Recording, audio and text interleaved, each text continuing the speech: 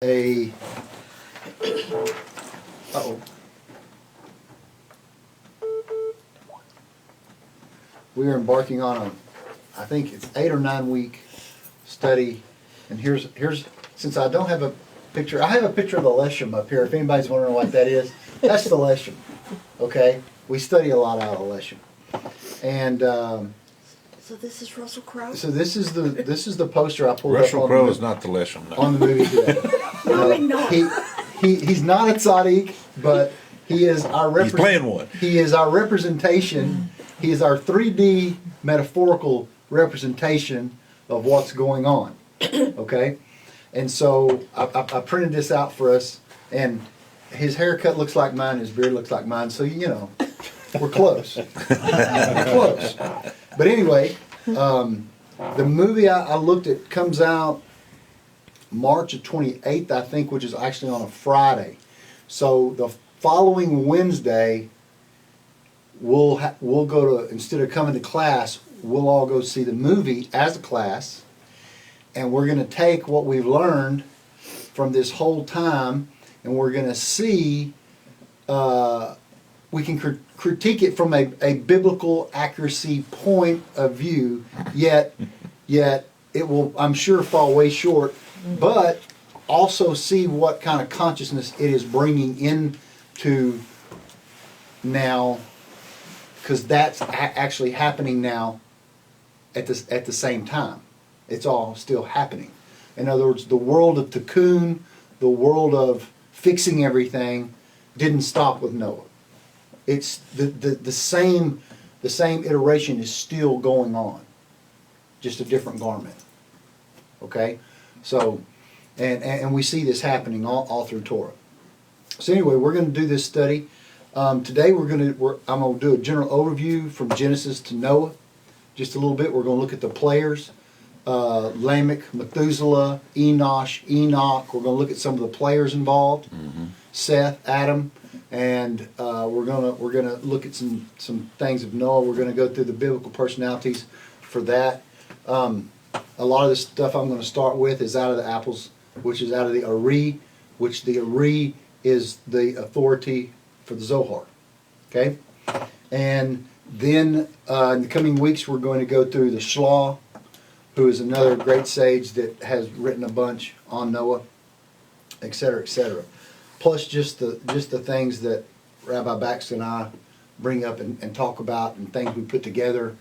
I think it's very important as Noahides to understand Noah, and not who it is, but what it is more important. The what than the who. Okay? And so without further ado, we'll get into our deal. Juliet, what we do for every class, if you have somebody you want to dedicate the Torah study to, prayer is great, but Torah trumps everything. And so when we do a Torah study, if somebody's sick or whatever, or needs anything, then we put their name on this list and we dedicate this Torah study, this light, to them, and we've seen great results with it. So if you have anybody you'd like to add to our list, we call them when we call everybody by name. What's the name? Oh gosh, there's like a bazillion. A bazillion Well, of I them? work at a cancer clinic, so could it be all of them? What's the name of the cancer clinic? Texas Oncology. Texas Oncology. Okay, we'll just You just do everyone. we'll just use them. We'll just say that as the blanket for all those people. Yeah, everybody in there needs something, right? Or they wouldn't be there. Okay, so and one of these days, if you want to discuss cancer, I'll discuss it with you from a biblical point of view.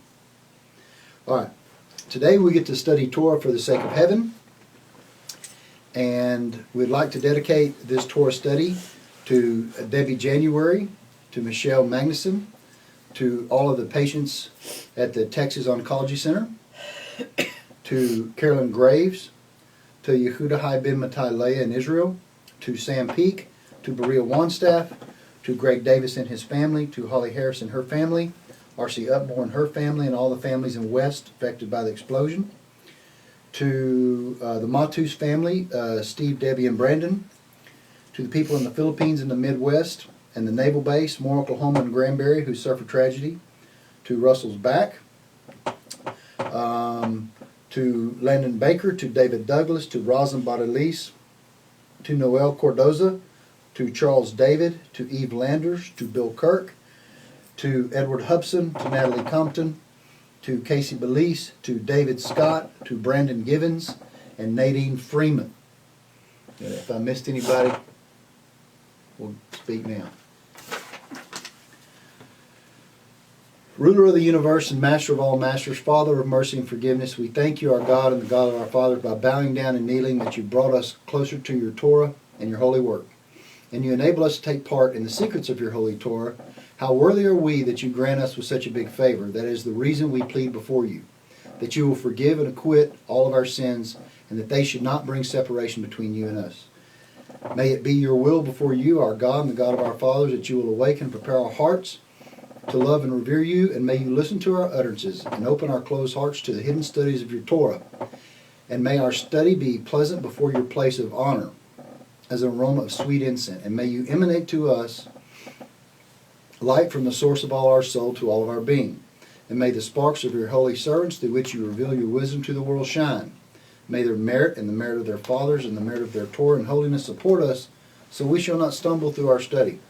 And by their merit enlighten our eyes, as stated, enlighten our eyes in our learning, as stated by King David, the sweet singer of Israel. Open my eyes so that I will see the wonders from your Torah, because from his mouth God gives wisdom and understanding. May the utterance of my mouth and the thoughts of my heart find favor before you, God, my strength and my Redeemer. Amen. Okay. All right. If you'll put your attention to the board up here. Lonnie, if you can see the board. John, just play like you can see the board.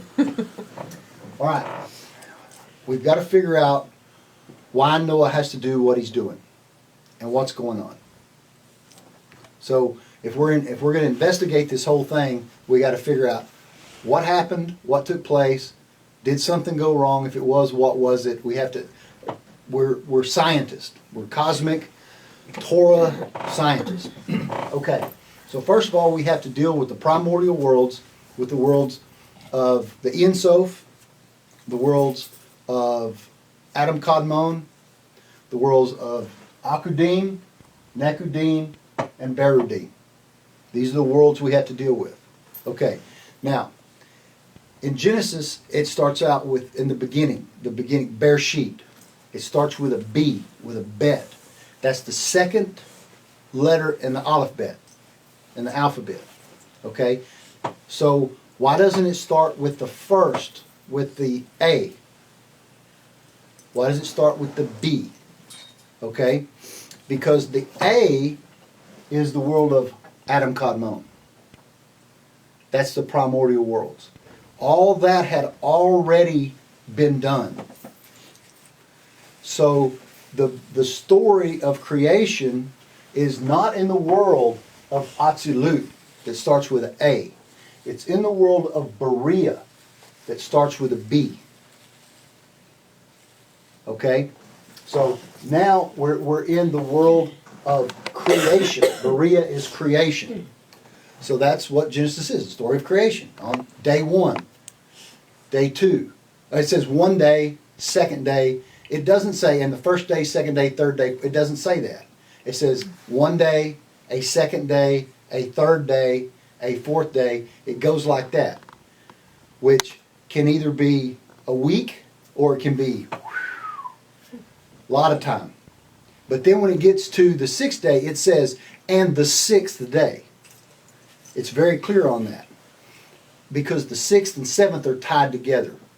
There is no separation between 6 and 7. All right? Unless you have a crack in it. And that's our problem. If 6 is Yesod and 7 is Malchut, and there's a crack in there, then the heavens cannot touch the earth. The male cannot touch the female. And that's our problem.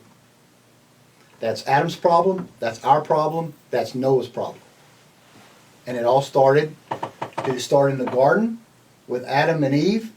No, it started even before that, in the world of Atzilut, before the whole book of Genesis. But we see throughout Genesis the telltale signs of what's going on. Now, there's a 72 name of God, a 63 name of God, a 45 name of God, and a 52 name of God. This is like Abba, Ema, Zah, and Nook. Father, mother, son, and daughter. Just look at it like that. This is Yud, Hey, Vav, Hey. So, in the world of Ak, in the world of Akudim, the 72 name is a given. And so what he has to do is he's pulling out his 63 name. That's the Elohim. Elohim is the 63. Elohim is a Hey, though. And so since it was equal, this is where we got that whole Lilith thing. That's the Guvarot. That's the heavy feminine. That's the feminine that's just as powerful as the masculine. It wanted to be its equal. Now, within that 63 name, the 52 name is inside it, is within it. And as you see our arrow here, how this Sag is connected to Ben. Those are the names of God. Ab, Sag, Mod, Ben. We see Sag's connected to Ben. There's an inherent connection there. And so this is Leah and Rachel, right? If we bring it on down into the Torah. So what happens is we have the at this point the tip of the Yud is the Ein Sof. And the Yud itself is Ab, the 72 name. But then what we have over here is a Hey, but within that Hey is really another Hey. So there's really two Heys there, because the light of Ma hasn't yet come forth. So it's double feminine. It's double woman. It's right? double Guvarot. It's double heavy Guvarot. So because the light of 72 is so strong.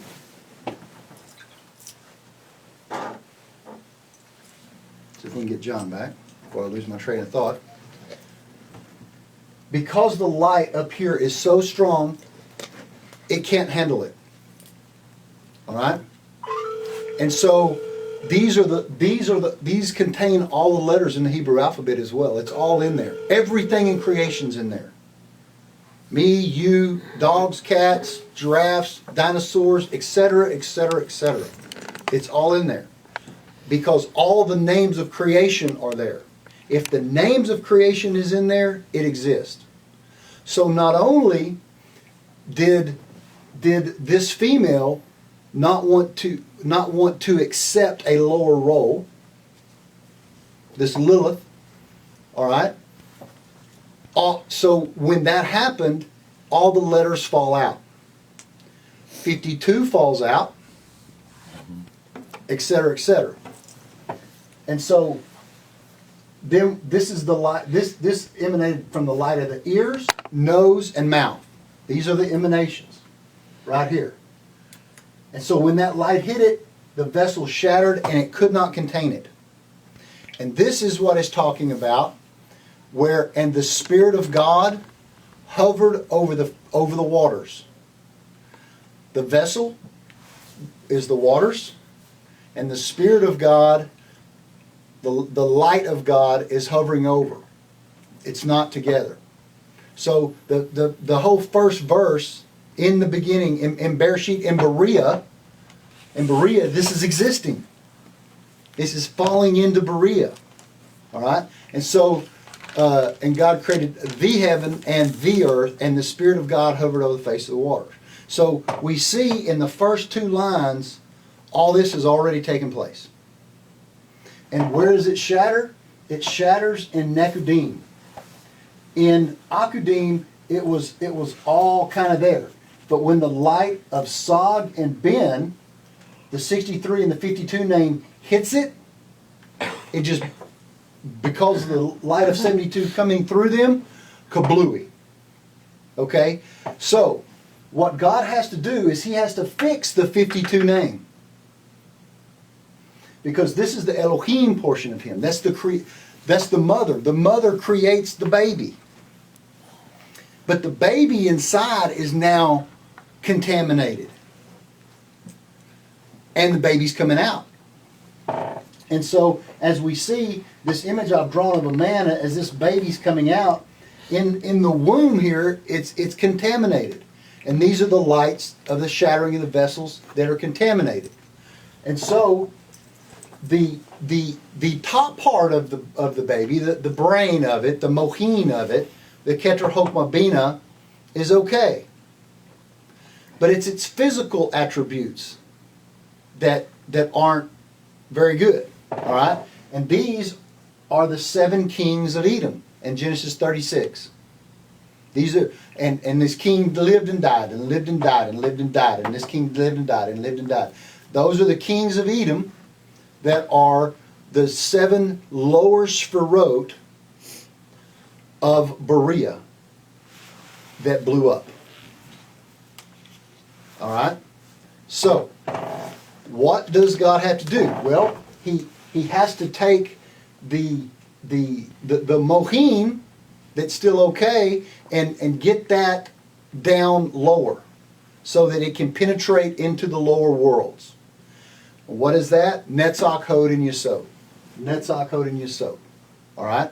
That's the part of that that's going to extend down. Okay? And create it new. So, the world of Atzilut is extending down, and inside Berea is Yetzirah and Asiya.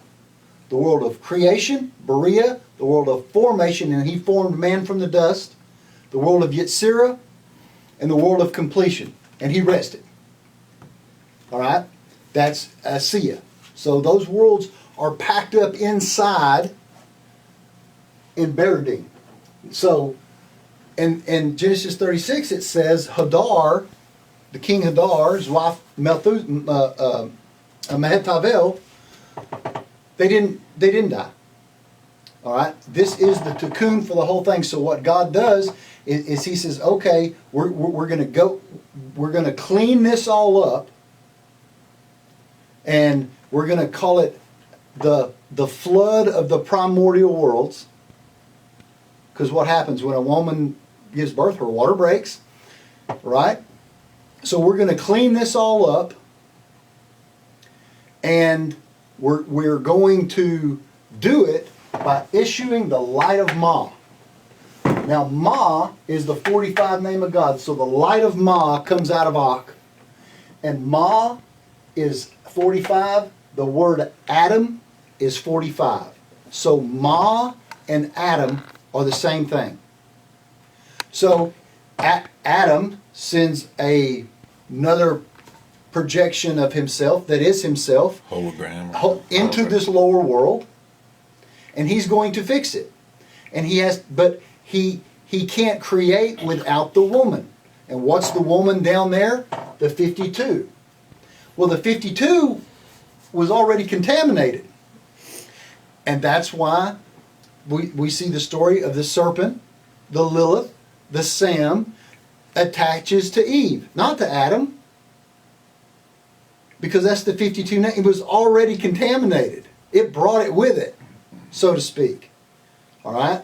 So, now we're okay with the top 3 structures here, and the bottom 3 structures, the bottom 7 blew up. So now we got to get down here, and we've got to reconstruct the 10. 10 sphirot of this, 10 sphirot of that, 10 sphirot of this, 10 sphirot of that. And the only way to do it is Netzach Hod Yesod impregnates the lower realm. And then Netzach Hod Yesod impregnates the lower realm, and the light overlaps. Where's my light overlapping? It's right there.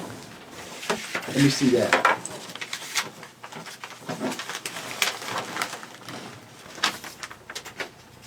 All right. If we put this together, if we have Netzach Hod Yesod Teferet, we see that the At is always over Yesod every time. And the At is when Abba and Ima come together, when they're in union. When they come together, it's Da'at connected to Yesod. Boom, boom. So their thoughts, they keep creating. All right, these are the two big cherub, and then you got the little cherub on the ark. You know, the two big cherub, little cherub. Okay? So, now, so what they're creating is Zah and Nook. They're creating their, but what the deal is the female came first. All right? And in the world to come, women are going to be higher than men. Because it's prolapsed here. Men are higher than women. And when women try to be higher than men here, that's the Lilith. That's the problem that caused the fall. All right? So, but when it's restored and it gets back to there and it's restored, it's going to go back to the way it was. Right? But we know that 72, Abba is still going to be higher. But as far as Zah and Nook, it's not. But it says that the men will recline with their crowns in their heads. In other words, the lower crown that fell out, woman, will be in the upper crown of man. All right? And the Zohar says that had Adam not sinned, he would have not had children in this world. It said had Noah not sinned, there would have not been people in this world. It said if the Erev Ra hadn't sinned, of the golden calf, there wouldn't be people in this world. Then the Zohar comes back around and says, if Adam would have not sinned, all of his children would have lived in the Garden of Eden. If Noah hadn't sinned, all his children would have lived in the Garden of Eden. If they hadn't sinned at the golden calf, all those children would have lived in the Garden of Eden. And so then we look at the book of the prophets in the days of the Messiah, and it says a woman will conceive and give birth on the same day. Where would that possibly happen? In the Garden of Eden, right? So we see that we see each one of those iterations is the same story of the fall and collapse to a different point, because it has to go through each one of these kings then, and it's got to go through each one of them now. And we call them the days of the week or the 6,000 year period, because we had to get to 6 to go to 7. So the same iteration is happening here as happened there. God did it on purpose, or we would not be here. That's how he got us here. Okay? So is evil evil? Is sin sin? Absolutely. Does it affect you? You keep it over there. You know? You don't give it any power. That's going from right to left. Is it a necessary thing? Absolutely. If it wasn't, you would have no passion in your life. Now, in the level of Sog, the Zohar says that it was pure evil. But Adam was not forbidden to eat from it. He could eat from every tree in the garden, even the tree of life, because there it's sublime. Although it's nothing but evil, it can't attach itself to you, even if you eat it, because all it is the heavy guver. All it is the guverot. So when you eat it, it's mitigated. But once it goes to a lower level, out of Atzilut, and now it manifests itself. And now it goes from selflessness, when man enters woman here, this is selflessness. But when it falls down, now you have a sense of selfishness. So it manifests selfishness. I'm going to do it for myself. I don't care about the other person. And what it does, it gives you a feeling of there is no God. Where is God? Why does God do this? Why does God do that? All these different things. God seems so far away. That is the cloak of Guverot. That is the cloak of this whole Sog and Mom. Sogin Ben. Because God had to pull himself away from himself in order to give you free choice. Without him doing that, you would not have free choice. Up here, there is no free choice. But down here, there is free choice. The only way for him to do that is to make it to where you would have to be selfish. So, Adam now, Zah is trying to come into Nukva. Well, guess what? Nukva's already contaminated. It's already attached to Lil. And so, he's basically doomed from the get-go. But God says, I'm going to build it, I'm going to make man, Adam, to do the tikkun. He already knew. Adam's job was to do the tikkun. Did Adam fail? Yes, he was doomed from the start. But his job was mission impossible. Hey, you're going in there and you're doomed, but here's the deal. Start the tikkun, you are the tikkun, start the tikkun, and over the next 6,000 years, it's fixed. So did Adam fix it? Absolutely. And it's still fixing. Because he's seeing the whole thing. To him, where he's looking at, it's fixed. He fixed it. But because it had fallen out so far, we see that as time. Alright? Time is Malchut. Without Malchut, there is no time. So there hasn't been a Malchut yet. And once Hadar, that was the kind of the fixing of that, but that shattered as well. So, Adam has to fix Malchut. As soon as he fixes Malchut, time starts. As we know it. That's our timetable. So, it's descending down, and so Adam has this period where he's contaminated, and he's trying to make the columns. All right, and he has Cain and Abel of the Guvarot side. Abel was supposed to be the one to fix it. He was the highest root because the first one was the klipa. So he had to get the klipa out first. If you notice, all the firstborn are really not really good dudes. Ishmael, Esau, those are the firstborn. They're not really good dudes. So he had to get the contamination out of him first. Then the second emission would be pure. Okay? So, now Adam separates himself from that wife, the wife of heavy Guvarot. And now he's with the wife of mitigated Guvarot, or Eve. And they have Seth. So, Adam is building the 10 Sefirot. Adam is the Keter. Adam. Seth. And now we go to Enosh. Okay?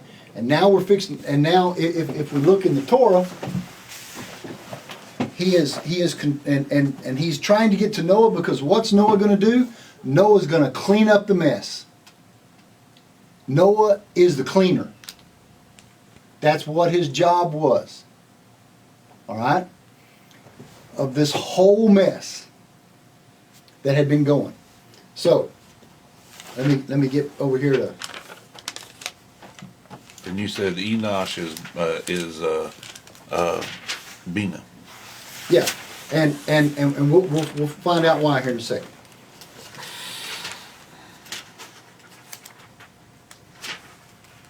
Okay, so there was 10 generations from Adam to Noah.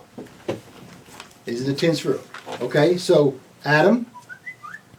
Then we had Seth, Enosh, Canaan, Mahalalel, Jared, Enoch, Methuselah, Lamech, Noah. All right, and so now that we've gotten to this point, we're gonna go through and we're gonna find out who these players are and what's going on. All right, now the fall of this light, that's the Big Bang. Now, in science and in math, they cannot figure out why the Big Bang kept expanding. That's one thing in string theory they don't understand. There was a Big Bang, Okay, we get it. But then it kept expanding and protruding through. Never not. It had no energy to do that. You know, can only go so far. You know, you can only throw a rock so far. This expansion is Noah. Because Noah is the name of the Yesod of Adam. That's the secret to the whole story. Every man, say, gives their Yesod a pet name. Well, Adam's pet name is Noah. You know? All right.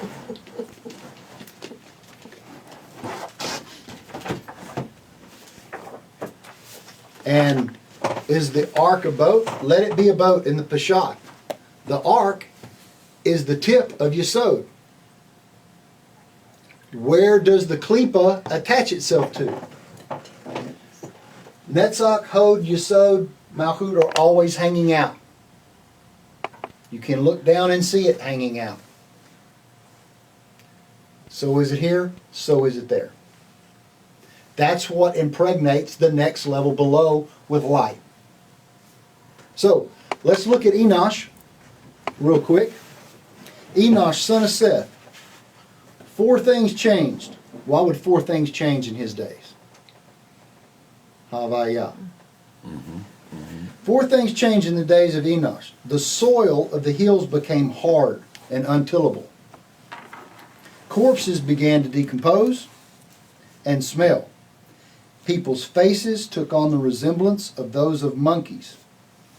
And people became susceptible to harm from demons. So what did we just explain in the days of Enosh? Enosh, we just said, is a Sphirot of Bina. What is an attribute of the Sphirot of Bina? Heavy Guvarot. Judgment. Heavy concretation. Heavy evil, heavy judgment, heavy everything. Right? Of course, if you want to understand Neanderthal man, there you go. You know? What are you implying? That the Guru created Neanderthal the way they were, or that it's so harsh that it's going to be physical change. It's going to be imminent. If you are an evil person, you look evil. Right? You don't see evil people that really don't look evil. It's pretty easy to see if a person is a good person or a very evil person. I don't know. I think my ex-wife. Well, she's a woman. It's a good road. I mean, that gave it away right there. I didn't know. Yeah. Okay. I just found out recently I'm 2.7% Neanderthal. Was good. Maybe you're a descendant of Enosh. Well, I'd hate to know my percentage. All right, let's go on. Trudging through the Torah. Enosh misled the world with his pen, with which he recorded all of the forms and shapes of idols. Why? Because it's a side of Guvera. He was the one. Enosh was the one that began idolatry. Well, he didn't actually begin it because he's part of the tikkun of Adam, but what he did is made it known. He brought it about. He brought its thought into it. Yeah, he's like, this is this, and that's an idol. Oh, that's an idol? You see? Whenever you do that, you've established it. Well, you gave it power. You gave it power. Exactly. Right? That's the whole thing. And it says in Isaiah, it says, this is what is meant by the pen of Enosh. Isaiah 8:1. All right. So, moving on to our next. He's the second. So now we're going to go to Enoch, not to be confused. Does he have a Sphiro? Of course. He's the 6th son. The ferret. 1, 2, 3, 4, 5, 6. He's the sixth son. Enoch, because he's in the center line, was born circumcised. Adam was born circumcised. Adam was born circumcised. Enoch was born circumcised. And Noah was born circumcised. See the center line thing going on there? What does that mean? No, there was no klipa attached to them. The foreskin is the klipa. It's the left side. All right? That's the heavy klipa. That's the skin of Lilith. All right? Pulling the right side. Pulling Yesod. Pulling it over to that side. All right? And it says that Lilith, when she mated with Adam, pulled the skin over his head. All right? Well, that's literal and physical.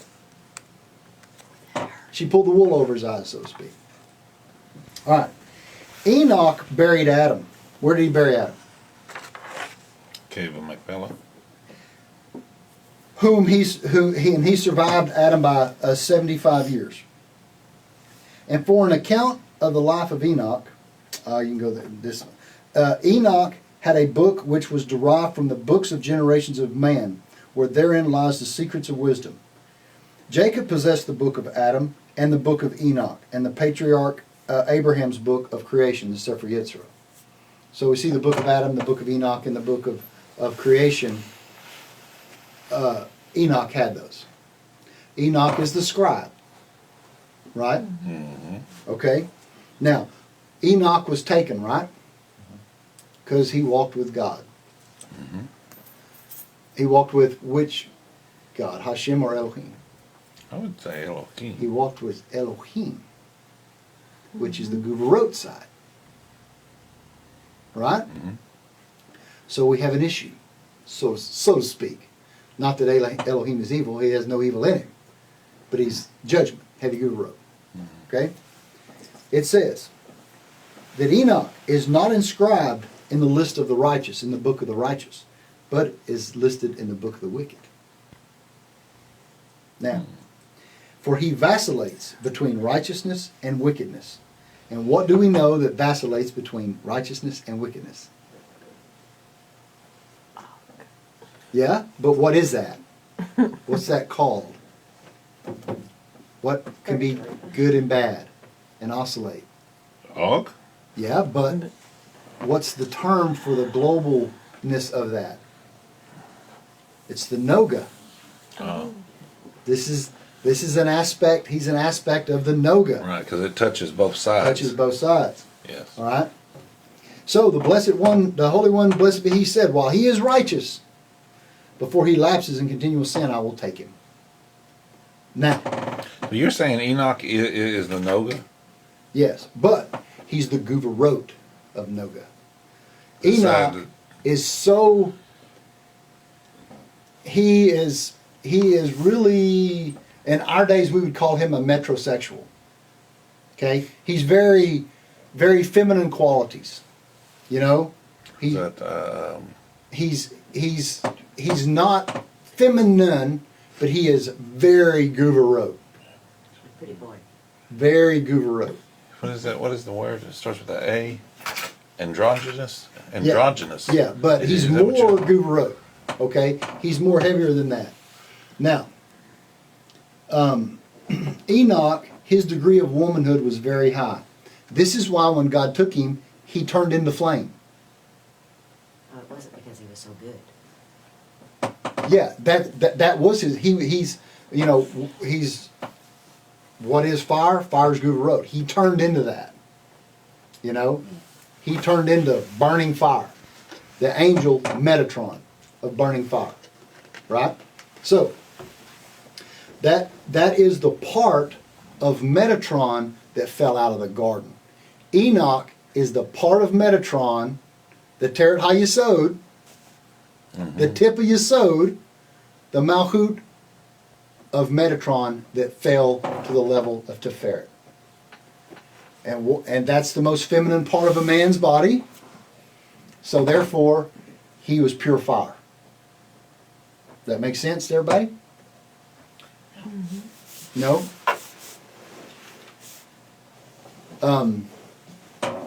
Malchut is the tip of the phallus, correct?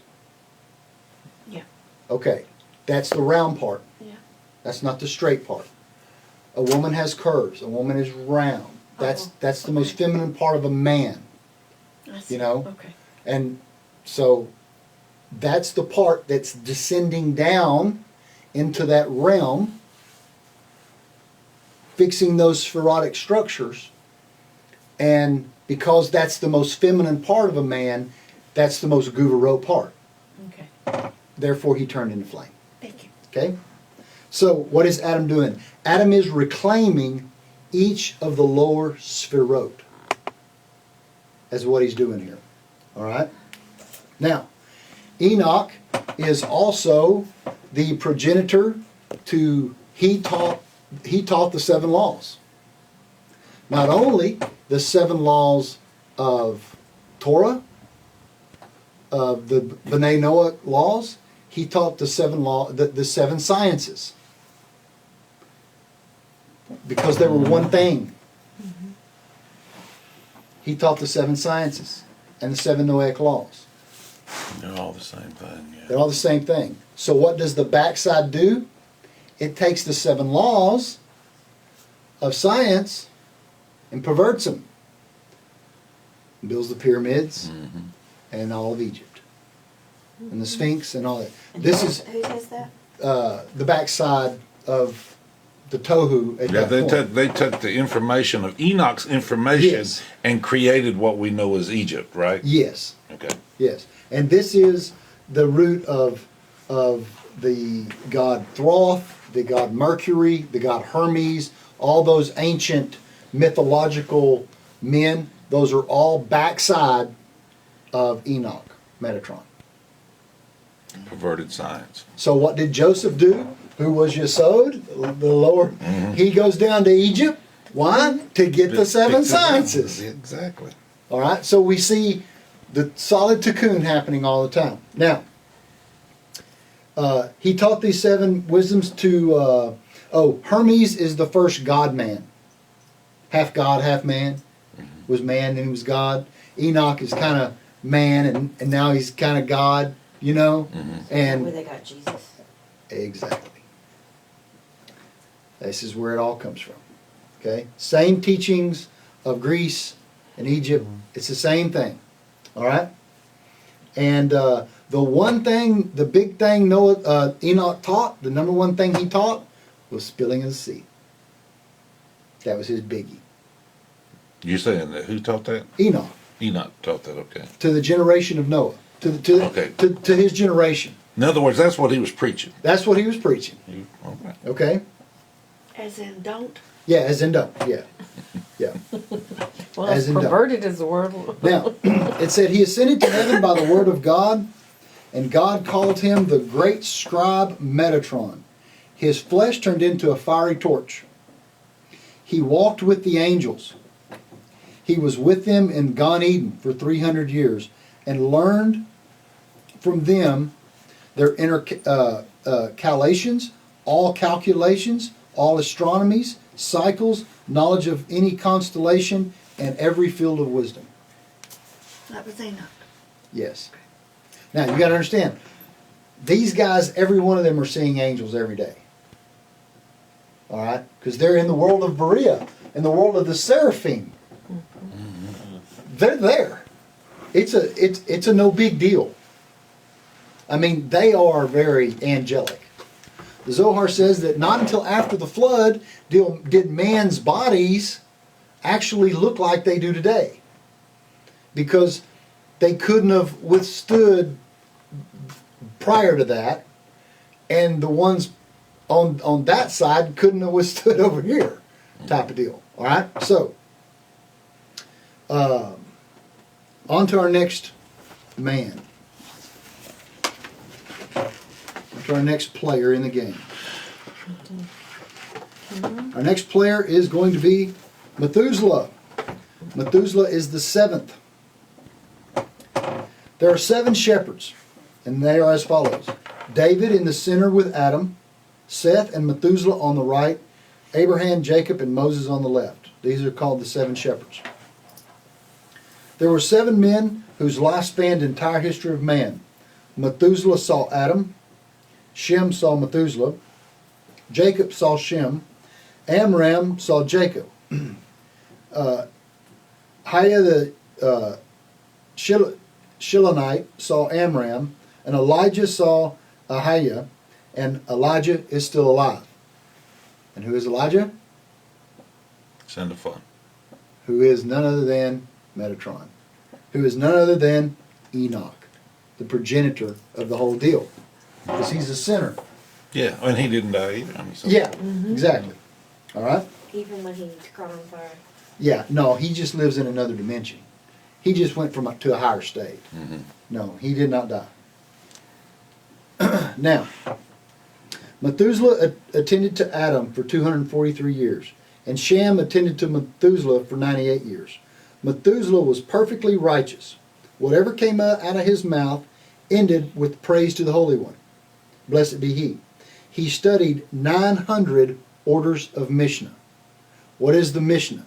Mishnah is oral Torah. 900. Why 900?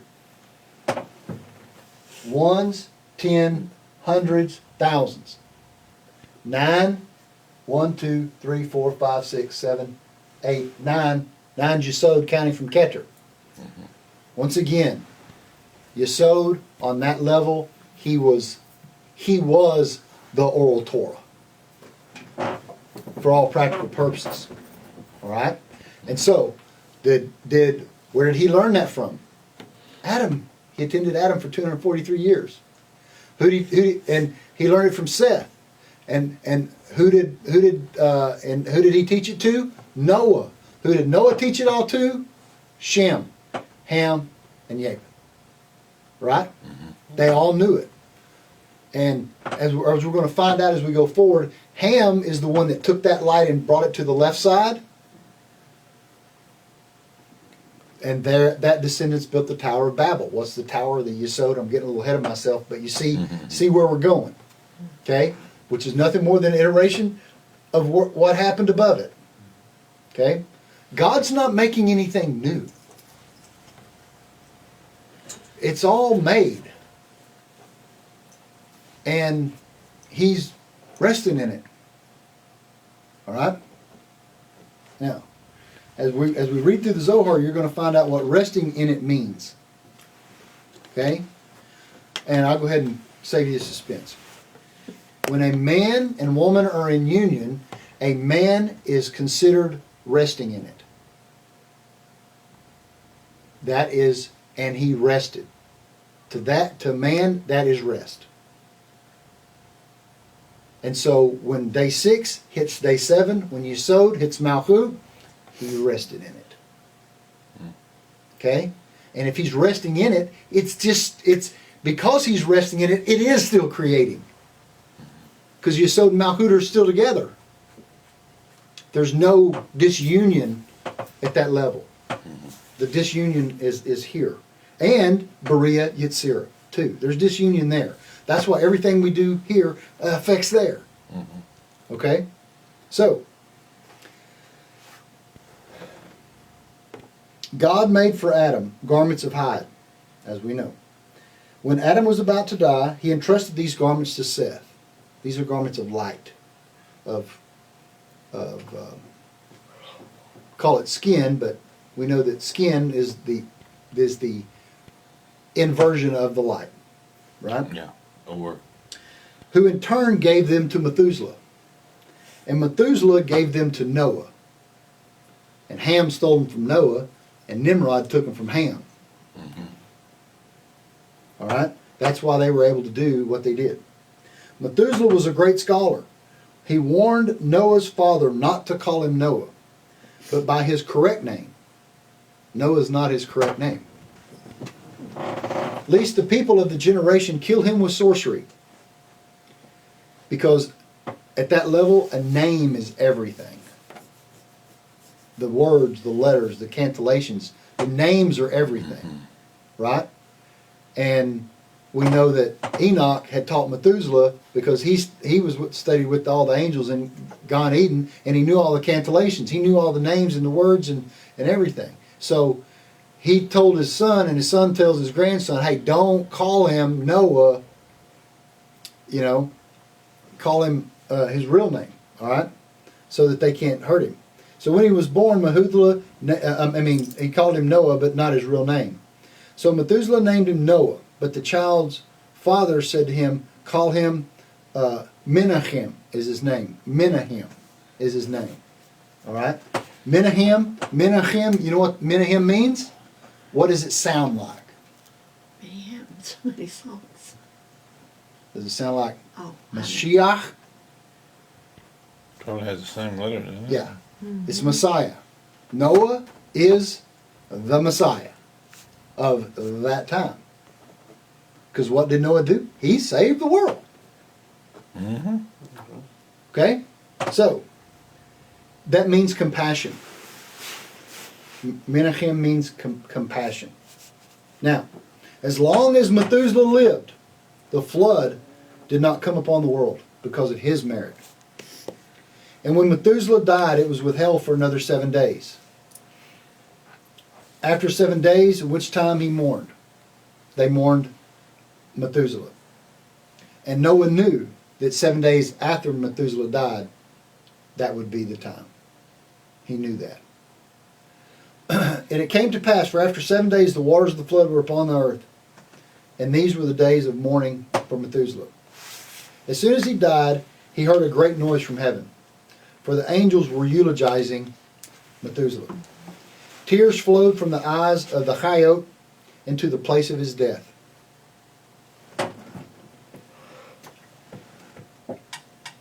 The Hayot is in the world of Yetzirah. Okay? So in that trailer that we saw of the movie Noah, there was a man giving godly advice to Noah. Was that? yeah, that was probably Methuselah or one of those. We'll find that out when they. We got to see who they say it is. We got to see who they say it is. I'm giving. What I'm trying to do is give y'all level by level we're taking slices of it like a big piece of salami, and that way, once we go through all these slices, then when we get in the movie, we can connect the dots and see where they missed the dots, whatever. Okay, so, and today we're just kind of doing an overview until we really get into the meat and taters. All right. And so as soon as he died, he hears, and the angels are eulogizing him, seeing that mankind eulogized him on earth. The Holy One, blessed be he, delayed punishment of the generation of the flood for 7 days in reward for the eulogy of him. During the 7 days of mourning over the righteous Methuselah, the Holy One, blessed be he, gave them abundant light. All right. Now we got to go to Lamech. Lamech is son of Methuselah. And so Lamech would be Noah's father. Lamech would be Hod. Yes. Because Hod descends to the earth. Yeah, Right? it's There were 10 severe famines that came to the world. One was in the day of Lamech. Why famine? Sadaguva wrote. Remember, Isaac, he had a famine in his day. Enosh had a famine in his day. Well, guess what? What's good for the goose is good for the hode. Right? Noah was born circumcised. Lamech immediately knew that with this child the curse on the earth from Adam's sin would rest. Why rest? Because Noah was Yesod. See? That's the code. And it would abate the severity. So he said, this one will bring us rest from our work. All right. Now we're to the man of the hour. To Noah. We're going to look at the attributes of Noah. We'll go through a little more, but a little factoid, and we'll study it out a little bit. When Noah was building the ark, the Holy One sent lions to guard it the whole time. But what are lions there, is the question. We know what lions are here, but what are lions there? And while in the ark, Noah was bitten by a lion in the leg, and he walked with a limp. Who else do we know had a scenario like that happen? Okay. Jacob. Fought with the angel, and it struck him in the hip, and he walked with a limp. But we know that the hip is not a hip, and the leg is not a leg. We know, for the sake of, he got hit in the groin, right? Because that's yesod. So we know that this is the progenitor of the Sam whole thing, and we'll go through that once we get to that point. Noah, we're 10 generations from Adam to Noah. So here is Adam fixing the tikkun of the world of Berea. Now, the world of Yetzirah is there, and the world of Asiya is there. But the Malchuts are still in disarray. The Malchut is still in destruction. Okay? So, what is God telling? Build an ark. The ark is Malchut. The ark is the world. The ark is everything. So, did Noah build the ark? Yes. Was Noah the ark? Yes. Because these 10 Sphirot are not coming from Berea. They're coming from Atzilut to fix Berea. These 10 men are descending from Atzilut into Berea to fix Berea.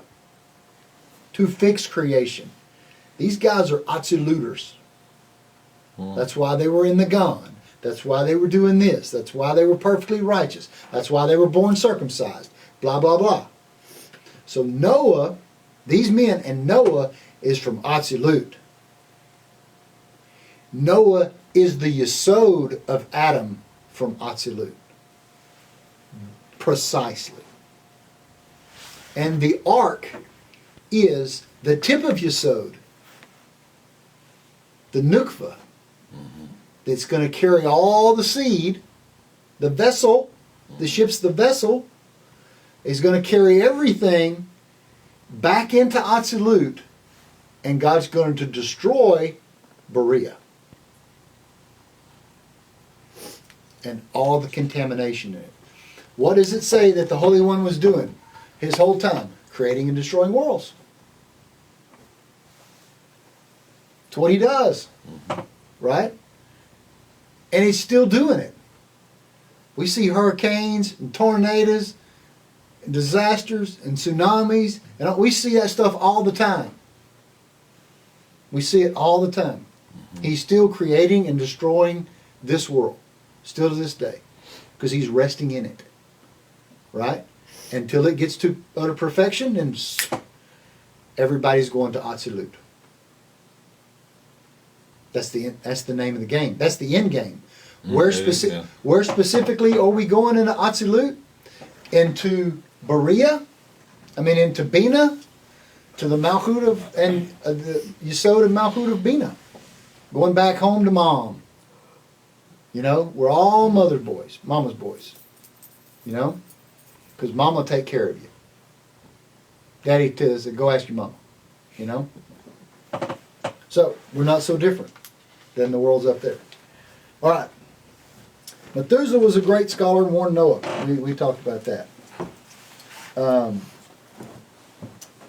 After Adam sinned, everything in the world rebelled against him. The cow and the furrow did not obey the plower. When Noah arose, they rested. once again.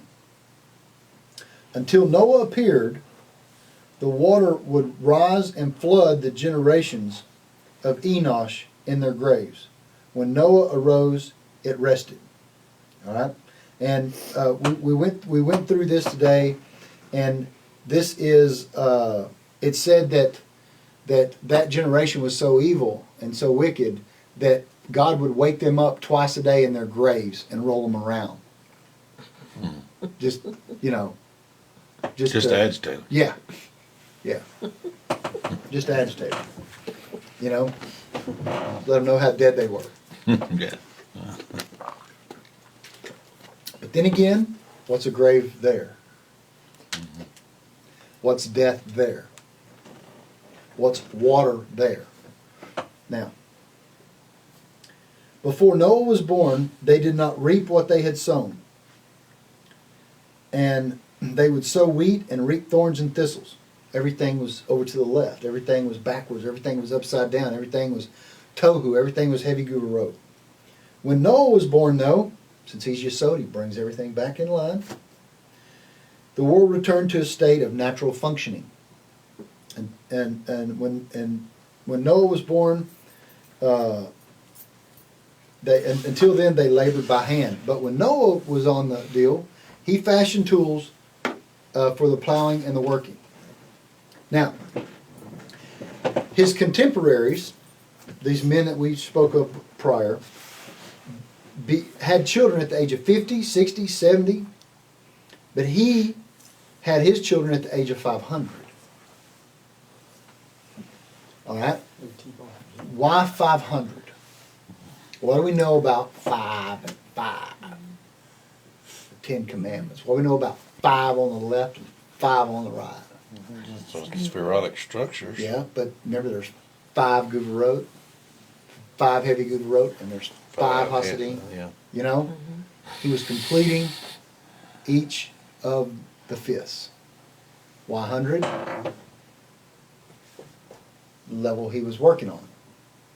So he's stabilizing everything. All right? And he has 3 sons, right? 3 columns. Ham, Shem, Japheth. Those are the 3 sons. His 3 sons are the 3 columns of the Sphirot. Like, why didn't he have 10 sons? You know what I mean? Well, it says, the Holy One, blessed be He, withheld children from him so that he would not have a son 100 years of age at the age at which one was liable for divine punishment. So once you reach 100, you're liable for divine punishment. And so when did they go into the ark? At day 100 type of deal. So, because the oldest one would have been max of 100. He couldn't conceive till he was 500, and he entered the ark when he turned 600 on the very day. So, why 600? 1, 2, 3, 4, 5, 6. Yesod. He had completed Yesod. Yesod of Adam was completely descended there. Okay? And so, the 3 columns, Netzach, Hod, Yesod, and the 3 children go in with it. Where? To Malchut, which is called the Ark. The Ark is the same thing as the Ark of Moses. Now, Noah was a scholar, and he understood the languages of every creature that there was. Sounds like Adam, right? Mm-hmm. He was Adam. He was that lowest extension of Adam in there. So he could talk to every animal. It was no biggie. All right? Noah compiled a book of curses that he had heard from the angel Raphael. Now, which is odd because Raphael is the healer. Mm-hmm. The curses, this is the backside part. Mm-hmm. All right? So He had all the knowledge of the backside of the curses and you name it. So he had all that information. He said to the people of his generation, "You're fools. You forsake him whose voice breaks the cedars, and then you bow down to dry wood." What does that mean? What are the cedars of Lebanon? What are the cedars? A tree resembles a what? Person? A yesod. Palace. Okay? Yeah. So, what is he saying? He said, you're fools. You shun away the one whose voices breaks down cedars. And then ones who are dry wood, if they're dry, they have no yesod. And you go over here and bow down to them. In other words, the one thing that gives you life, you shun away, and you go over here and worship idols that have no light of their own, have no life force of their own. So sometimes you got to break through the codes of these statements, because what they're saying is one thing, but what they're meaning is another. But then when you put them back together, it means what they say. You know, if that makes sense. The deeds of Noah's wife were equal to Noah's. Right? She was the ark. The nukva. Noah was lacking in complete faith. If the water had not reached his ankles, he would have not been able to enter the ark. Why would it say Noah was lacking in complete faith? And if the water had not reached his ankles, he couldn't enter the ark. What are they saying there? He wouldn't have believed it. Think of Sphero. Every time I ask y'all a question, we go right back to what? Yesod Malchut. All right? So, faith is union. Right? So, his union was incomplete until he entered the ark. Until the water covered his ankles. What are ankles? What's the furthest point of Yesod? The legs, the feet. Yeah. Right? So, until a man cannot enter his wife until it is first a little wet.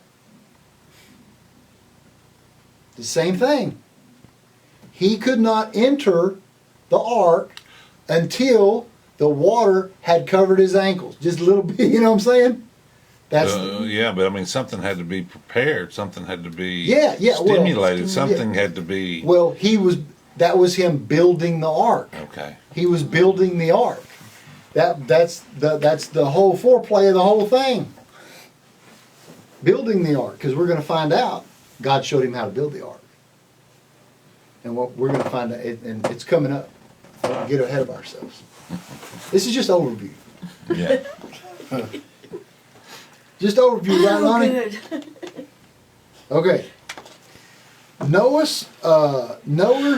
survived not because he was worthy, but because the Holy One, blessed be He, foresaw that Moses would come through him. Although Noah was righteous, he was not worthy of having the Holy One, blessed be He, protect him in the world on his merit. Why? Noah was the most righteous man in his generation, and he had no merit. What does it take to get married? Good question. Question of the day. What does it take to But get that, I married? mean, merit is, that's the whole mystery of everything. Because here's the deal. It says, the Zohar goes on and says, if Noah would have lived in other generations, he wouldn't have been diddly. Dude, there wouldn't have been other generations had it hadn't been Noah. But was it because there's no mitzvah? You're getting close. You're right on I'm it. right on it. I You're can't right put my on it. finger on it. Because there were no commandments yet. Oh yeah, they had the whole Sure. Torah. They had 900 missions. You heard me say.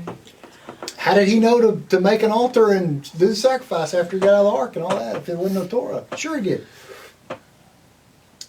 You see, if there's no nukva, and there's no malchut, and there's no stimulation for below, you don't have no merit. Okay. Because okay. they were all. He was building it. So He was building the didn't get ark. married. He had nothing. There was nothing for him to elevate. But when the water reached his ankles, Yeah, Then, but at then that moment. at that moment, it elevated the ark above everything. So let's fast forward a little bit. Now that we got the Torah now and the 615 mitzvos, that stimulation from below that gives Gives merit. you merit. That's exactly what the Rambam says. Exactly what Me the and Rambam, we're on the same page. But the Rambam is talking to the Gentiles when he says it. Yeah. Well, see, here's the deal. Of course, Abraham was more righteous. He could elevate offerings. Malchut was built. Yeah, it was already here. Yeah, there was an altar. It was the foundation was completed. Sure, he was more righteous. He could be the man. You could have Ma'in Nukvin. Noah was just trying to produce something that would make a little man. You know? He just wanted a little man. All right, moving on. So that's why, yeah, of course he wasn't as elevated as those guys. There were nothing to elevate. well, that explains a lot because that didn't make sense. You know, saying that he wasn't as righteous as he was Because in his generation. there wasn't anybody there more righteous than him. Yeah. And guess what? He's the only one got out of there. Everything else was gone. He is the only one, he is the only one in the Torah that is called righteous. It's called a Sadiq, was Noah. If you Sadiq would- is Yesod. Sadiq is another name for the Sphirot Yesod. He, not only did he have the attribute of that, he was it. Make no doubt. He was Adam's Yesod. That's what he was. That's Adam calling himself Yesod and naming it Noah, the comforting one. All right, here we go. Noah was afraid that he would die with the wicked because he had no merit. Come and see the difference between Moses and the others. And this explains it a little bit, but it doesn't draw it out. When the Holy One, blessed be he, told Moses, Moses, let me alone so that I may consume them and I'll make you a great nation. Moses said, shall I abandon Israel's cause for my own personal benefit? Moses besought Hashem. He prayed. But when the Holy One, blessed be he, told Noah that he would save him in the ark, Noah was like, all right. Noah didn't pray for the rest of them. Okay? That they would perish. Why? Why? I figured this out today and it just made my day. Why did Moses pray for the heir of Ra and the children of Israel over here, God not to kill them, and Noah did not? You talking about Moses prayed for them, huh? Moses, they're comparing Moses and Noah. Okay. Moses is more righteous. Right. Moses is more awesome. Right. Moses is more perfect. He's more, because he prayed for the people. Because Noah didn't. Noah said, "You saved me? All right." Noah knew that they couldn't take those people into Malchut. Into where? Malchut. That was headed to where? Azilut. You Absolutely. can't take the Klippa into Atzilut. They were too contaminated. And that's where they were going in the ark. That's where they were headed. Way to go, Bertha. Very That's why, good.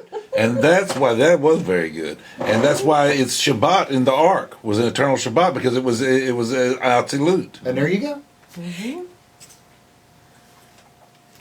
And the hunt for the ark continues. But it's up in Absolute. And there you go. And there you go. Let the Peshat be the Peshat. Let the Peshat be the Peshat. It was a boat. It could be Yeah. part of it. True. Let the Peshat be the They Peshat. have Because to. Atzilut is here. Without Atzilut here, we don't exist. Wasn't that, the part, and that's where you go, the part of all Malchuts are touching? Yes. So there's a remnant of Atzilut. Malchut, the Malchut of Atzilut is in the Malchut of Asiya, which is Yeah. where we are. So this is a story of Adam recreating creation, recreating Berea. That's all he's doing. He's bringing the parts of Atzilut that had fallen into Berea out of there, cleaning it all up, and then redoing Berea. It's like changing a diaper. Changing the diaper. And then that's going to redo Yetzirah, and then that's going to end up, it's falling out like one of those travel cups. Bloop, bloop, bloop. Yeah. Okay? And our job is to clean up Asiya. By doing mitzvahs and doing the elevations and bringing this light, this Torah into this world. So that's what we're doing. That's why we're here. This is for the sake of heaven. That's the whole point. What is heaven? Heaven, Zah. What is that? Yetzirah. We're doing it for the sake of Yetzirah. When we do it for the sake of Yetzirah, Yetzirah takes it and does it for the sake of Berea. It's got to get it from us. It can't get it from anywhere but us. It's all here. Yeah. All of God is here. When it's the same way it fell out, it's got to go. It's got to go back the same way. That's right. That's right. Okay.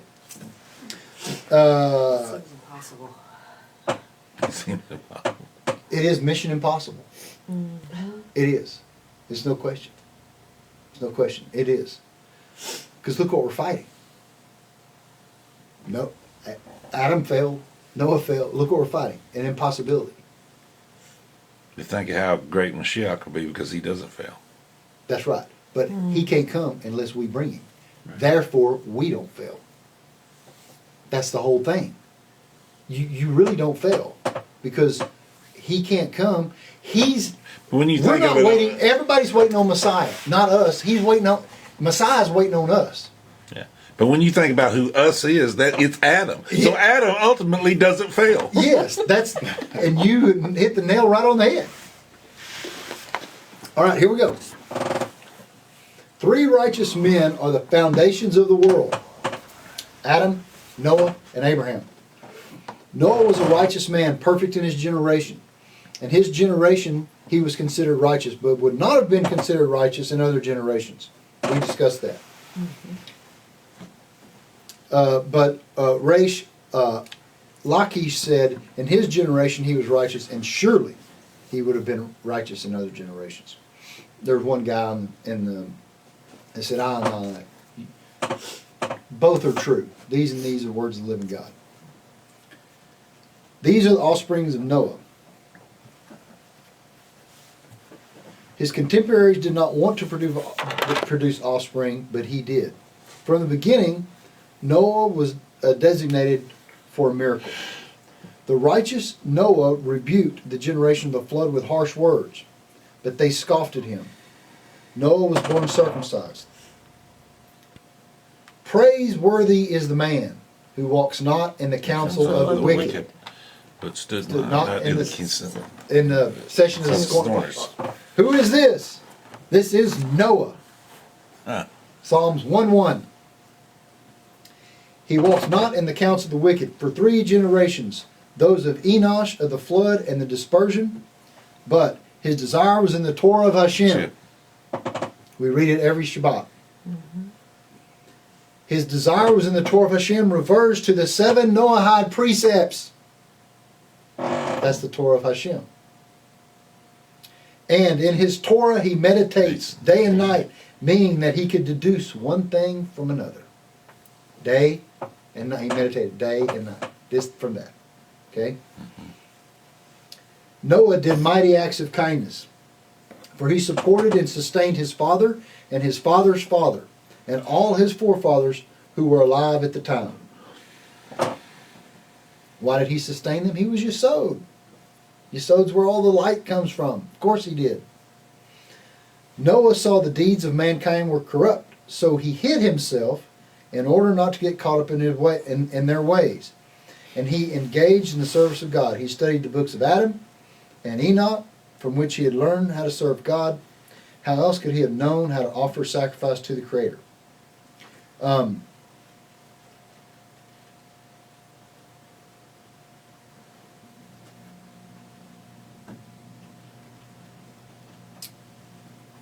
Noah was commanded not to eat the limb of a living animal.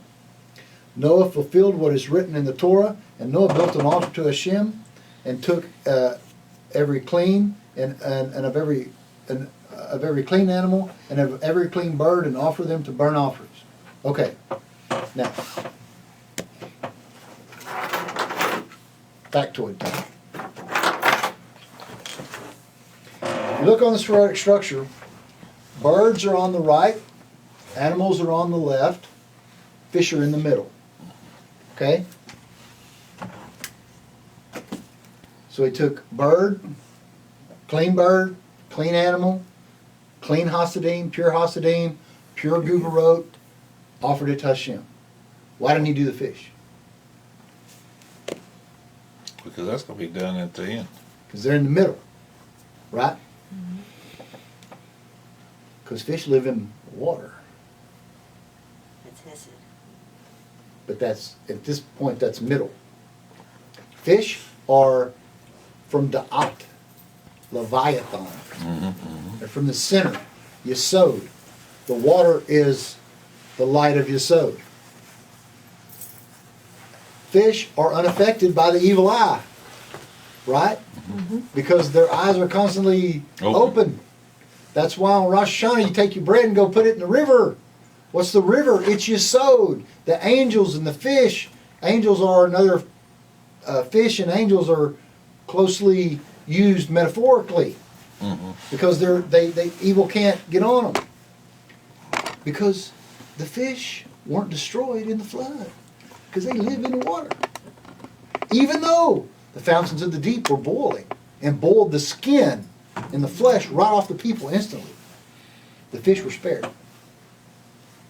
Because judgment, measure for measure. Because they did what they did, they got their skin boiled off. And we'll go over why the punishment came from water below and water above. I just gave it away. Well, they were living so evilly. They're such evil people. What It's is it? hard for me Yes. to imagine. What's the what definition they of were evil? doing that What would is so God's different defi- from what? What's God's definition of evil? Or wickedness. Idolatry. If one is righteous and one is wicked, a righteous man does what? Worships God. Yeah, but Rebbe Nachman. He receives light, doesn't he? yeah, but Rebbe Nachman, foundations. A righteous man Doesn't spill a seed. doesn't spill a seed. What does an evil man do? He spills a seed. Okay. But that's the same And thing so with the light, but that's what it's talking about. Yes, is what I was talking about. So, what was their problem? Spilling seed. What is our problem now in this world? Same thing. What was the problem with Sodom and Gomorrah? Same thing. What was the problem with Balak and Bilam? What were they trying to get the men to do? Yeah. The same thing. Nothing's changed in 6,000 years. It's the same iteration. It's the same story. So yes, were they murdered? Sure. Were they beating people up? Sure. But the big thing is spilling seed. All right. So, how does God destroy them? Measure for measure. In the water. Yeah, but what is that? The Seed. That's the seed. It's the seed. What was the sea. seed? All right. The water. All right. I'll explain it to you. When seed is spilled on the earth, there's no connection, man and woman, right? So if you sever the connection here, what does it do there? Severs the connection, right? Right. So if you're severing the connection of Malchut, earth, from heaven, what does heaven want to do? Earth has the Ma'im Nukvin, the feminine waters, below. The Ma'im Dukrin is the masculine waters from above. So if you for 1,000 years, separate heaven and earth from their union, Zah and Nook from his union, Adam and Hava from her union, and all that builds up. So what happens? And the fountains of the deep, the Maim Nukveen, burst up, and the rain from the top came down. The Man and the Mad, boom. And the passion of that was hot and destroyed everything. Because what's God doing? He's got to get back together to recreate creation. That was it. The flood was it was destruction on one hand and recreation on the other. Sure. You follow me? So what's going on right now? There's a dome sitting over the Yesod in Israel. There is no connection. And what does it say? When the water starts flowing from the rock, the same thing's going to happen. What happened in Egypt? He had to take them through the Water. Waters. And what happened to the water on the Egyptians? Nothing new under the sun. Solomon. Right? Continue. Ooh, we've gone a long time. Want to stop there? It would be a good spot, I think. Okay. Let me mark my spot. Because we're at an hour and a half on the Yes, the deal. we're. Okay, we stop right here. Okay, so we will continue.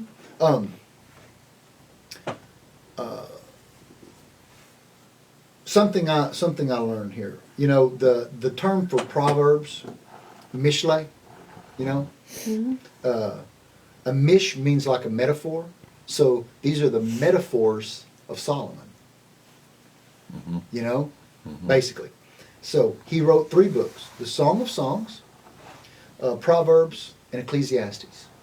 And if you read them and have this in your mind, they all make sense. They're metaphors. He's talking heaven and earth. I mean, this whole thing. You saw Malcolm. It's all this deal.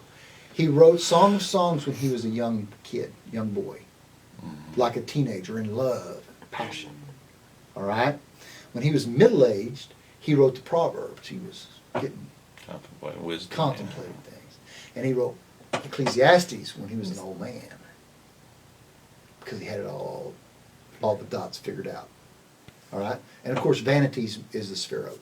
It's all vanities of vanities. It's all spherotic. But those 3 are that's the completion to the Torah. Those 3 books complete the Torah. Yeah, because Shlomo is Adam.